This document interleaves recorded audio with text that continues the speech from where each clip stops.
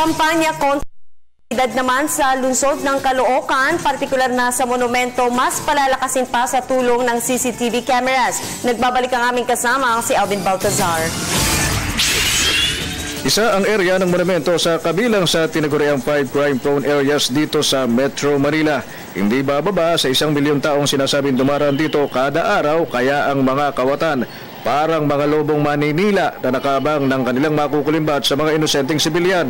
Pero babala ng mga otoridad sa mga may maitim na balak, may mga mata nang nakatutok sa bawat galaw nila, at ito ay ang 34 na CCTV na nakakalat sa monumento area.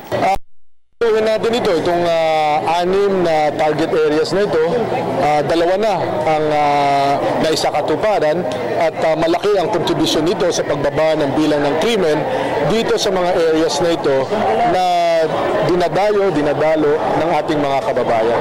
With the help of technology now, yung ating ebidensya na nakukuha, liban sa testimony, affidavit ng complainant, may tulong sa ating CCTV. High definition ng mga CCTV na may kakayahang ma-enlarge ang mga kuha, bukod pa sa maaari itong ma-slow motion kapag may kinakailangang reviewin.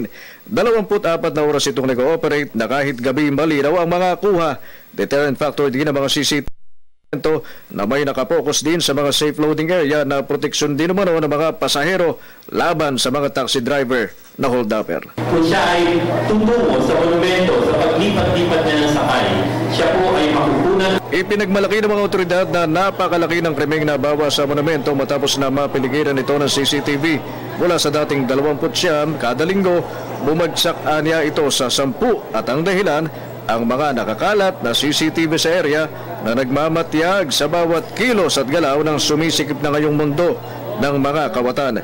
Kahayagan lang anya ito na sadyang sumisikip na nga ang galaw ng mga masasamang elemento sa mundo dahil sa mga matang nakatutok sa kanila. Sisikip na sigurado ang mundo ng kriminal dito sa monumento. Para sa Telebisyon ng Bayan, Alvin Baltazar.